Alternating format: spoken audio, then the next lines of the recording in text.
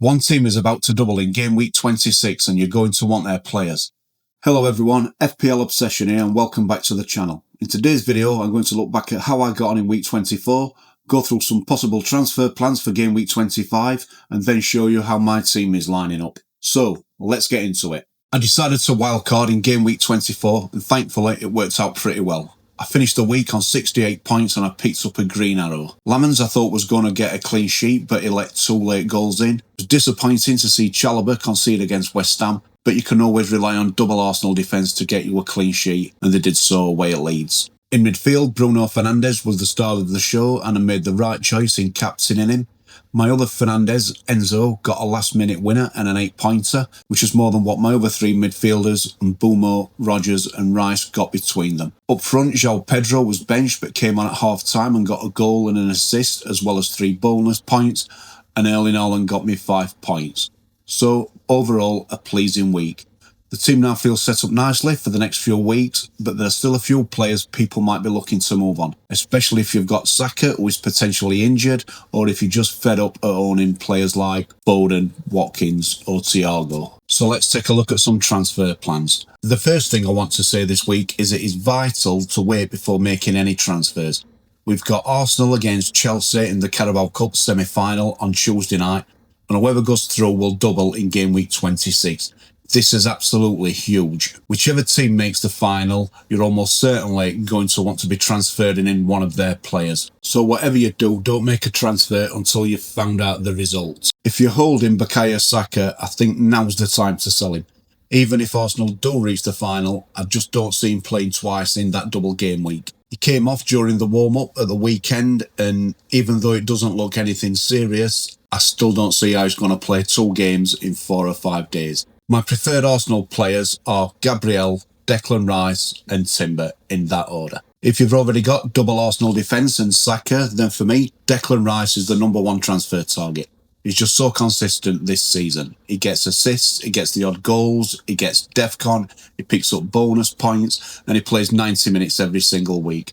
For a double game week, this is exactly the kind of midfielder you want. If you're already doubled up in midfield with Rice and Saka, then I'd look at either getting a second Arsenal defender in and making 2 transfers, or if you don't want to make 2 transfers, just move Saka on to a Man United or a Chelsea midfielder instead. Since Michael Carrick took over, Man United have looked a different side going forward. 3 main men, Bruno, Mbeumo and Cunha. Cunha's got 2 goals and an assist. Mbeumo scored twice and Bruno's got 4 assists. This is just in the last 3 games where they've beat Man City, Arsenal and Fulham. I couldn't put you off doubling up on a Man United asset, and any 3 of them are viable picks. If you didn't want to double up on Manchester United, my next choice would be a Chelsea asset, and it's Enzo Fernandez before Cole Palmer.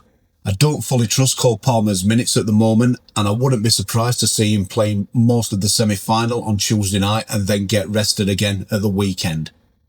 Again, if Chelsea get through to the final, then you're definitely going to want a Chelsea asset.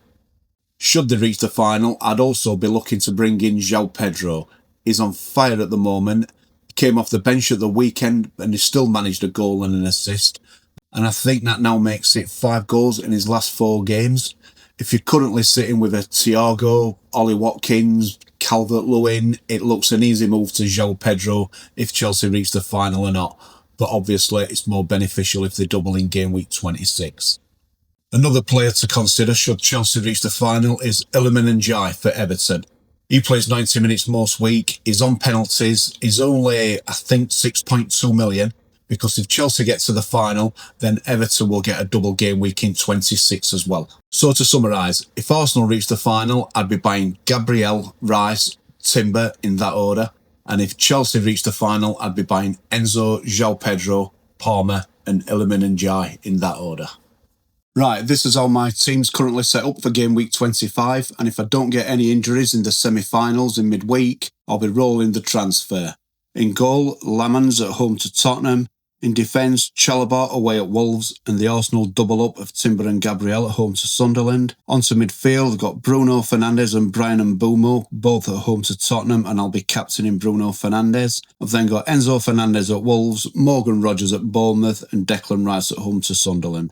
Up front, Erling Haaland and João Pedro makes my Chelsea triple up away at Wolves.